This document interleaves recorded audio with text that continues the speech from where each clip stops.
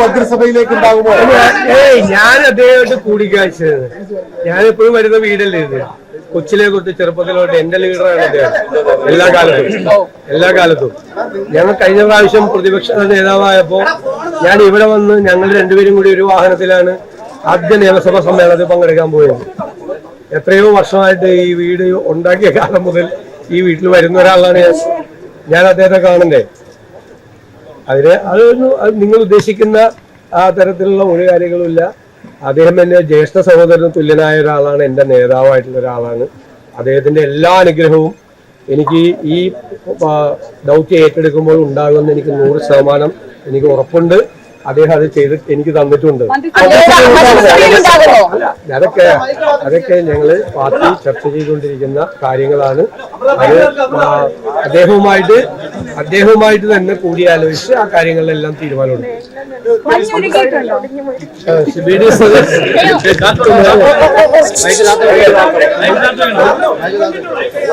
VD. Satheesan മുഖ്യമന്ത്രിയായതിൽ ഞാൻ സന്തോഷിക്കുന്നു. ഹൈക്കമാൻഡിന്റെ തീരുമാനത്തെ ഞാൻ സർവാത്മന സ്വാഗതം ചെയ്യുന്നു. ഇന്ന് രാവിലെ ഗുരുവായൂരിൽ 1-ാം തീയതി ആയതുകൊണ്ട് ഗുരുവായൂരിൽ പോയി ഞാൻ തൊഴുതിട്ട് പത്രക്കാരെ കണ്ടപ്പോൾ ഞാനിത് പറഞ്ഞതാണ്. അദ്ദേഹം ഇവിടെ പറഞ്ഞു, വളരെയേറെ വ്യക്തിപരമായ ബന്ധങ്ങളുള്ളവരാണ് ഞങ്ങളെല്ലാവരും. തീർച്ചയായിട്ടും കഴിഞ്ഞ 10 വർഷത്തെ LDF ഭരണത്തിൽ നിന്നുള്ള കേരളത്തെ മോചിപ്പിക്കാനുള്ള ദൗത്യം അദ്ദേഹത്തിനാണ് പാർട്ടി ഹൈക്കമാൻഡ് ഏൽപ്പിച്ചിട്ടുള്ളത്. അത് പാർട്ടി പ്രവർത്തകരും ഞങ്ങൾ എല്ലാവരും കൂടി ചേർന്ന് നിറവേറ്റും എന്നാണ് എനിക്ക് പറയാൻ. അതല്ല പാർട്ടി തീരുമാനിക്കേണ്ട കാര്യം.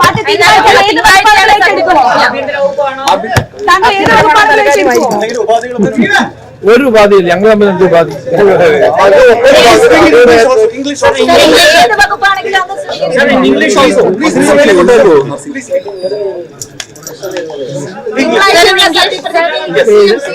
I met Sri Ramesh Chandra ji for getting his blessings. He was my leader. He was my leader. When I was a student, he was my leader. Always he was my leader. Now also he is my leader. No doubt. This meeting, he blessed me for taking this post. Always his blessings will be and support will be with me. I'm sure. This is a meeting of two brothers, nothing more.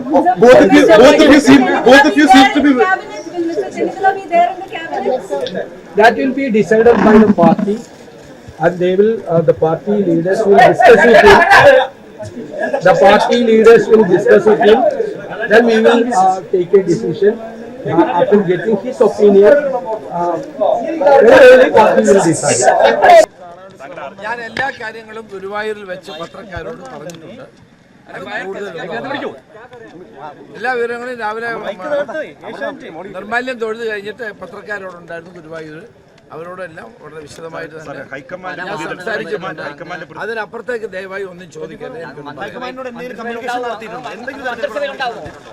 മുഖ്യമന്ത്രി പ്രഖ്യാപനത്തിന് ശേഷം ഇടഞ്ഞു നിന്ന രമേശ് ചെന്നിത്തല ഗുരുവായൂർ ദർശനത്തിന് ശേഷം ഏകദേശം 10 മണിയോടുകൂടിയാണ് വഴുതക്കോടുള്ള ഔദ്യോഗിക വസതിയിലേക്ക് എത്തിച്ചേർന്നത്.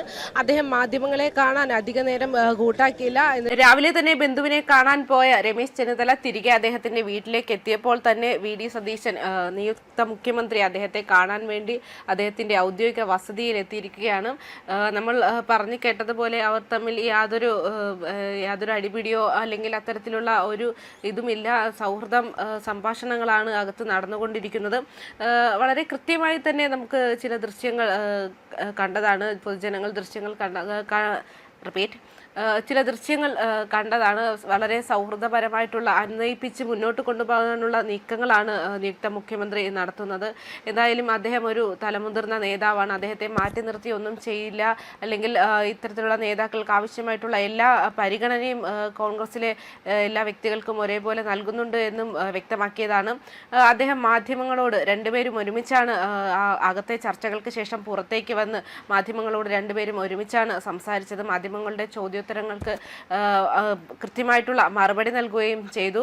എക്കാലത്തെയും എൻ്റെ ലീഡറാണ് രമേശ് ചെന്നിത്തലയെന്നും ചെറുപ്പം മുതൽ വീട്ടിൽ വരാറുണ്ടെന്നും വഴുതക്കാട്ടെ വീട്ടിലെത്തി രമേശ് ചെന്നിത്തലയെ സന്ദർശിച്ച ശേഷം നിയുക്ത മുഖ്യമന്ത്രി വി.ഡി. സതീശൻ വ്യക്തമാക്കി. അദ്ദേഹം ഒരു ജ്യേഷ്ഠ അനുജനെ പോലെ അല്ലെങ്കിൽ ഒരു സഹോദരനെ പോലെയാണ് ഇദ്ദേഹത്തെ രമേശ് ചെന്നിത്തലയെ കാണുന്നതെന്നും അദ്ദേഹം വ്യക്തമാക്കിയിരുന്നു. പ്രതിപക്ഷ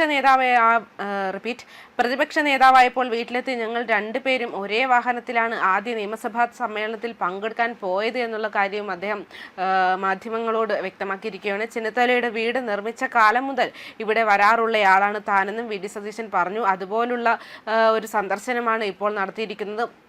അല്ലാതെ വലിയ ഉന്നതതല ചർച്ചകൾക്കോ അത്തരത്തിലുള്ള ചർച്ചകൾക്കോ അല്ല.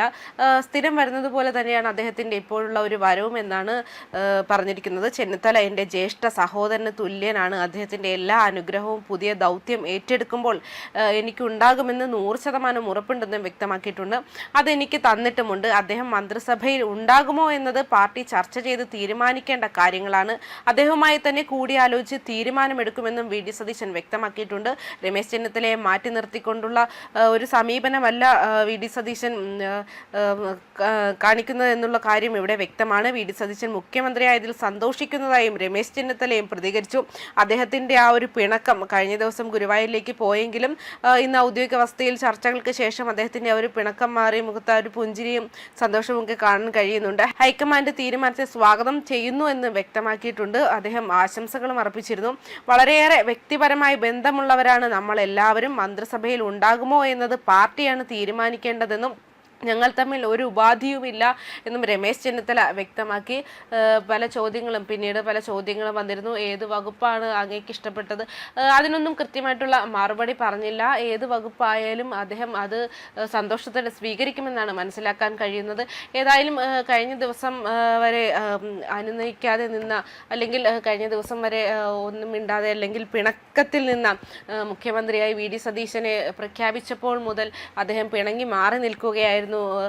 കഴിഞ്ഞ ദിവസം വീടിൻ്റെ പുറകുവശത്തു കൂടി ഗുരുവായൂരിലേക്ക് ക്ഷേത്ര സന്ദർശനം നടത്തി അവിടെ നിന്നും തിരികെ വന്നതിന് ശേഷം അദ്ദേഹത്തിൻ്റെ ആ ഒരു പിണക്കമെല്ലാം മാറിയെന്നാണ് പൊതുവെ അഭിപ്രായപ്പെടുന്നത്. ഇപ്പോൾ നമുക്ക് കാണാൻ രണ്ടുപേരും ഒരുമിച്ച് ആ ഒരു ഔദ്യോഗിക വസതിയിൽ നിന്നും പുറത്തേക്ക് വന്നപ്പോൾ തന്നെ നമുക്കത് കാണാൻ സാധിക്കും. രണ്ടുപേരും അല്ലെങ്കിൽ ഒരു രണ്ട് സഹോദരന്മാർ ഇറങ്ങി വരുന്നത് പോലെയാണ് രണ്ടുപേരും സന്തോഷത്തോടെ ഇറങ്ങി വന്നത്. അങ്ങനെ ഇനി അദ്ദേഹത്തിന് ഏത് സ്ഥാനമാണ് അല്ലെങ്കിൽ തുടർന്നുള്ള കാര്യങ്ങൾ ഇനി പാർട്ടി തീരുമാനിച്ച ശേഷമായിരിക്കും വ്യക്തമാക്കുക എന്നുകൂടി മനസ്സിലാക്കുന്നുണ്ട്.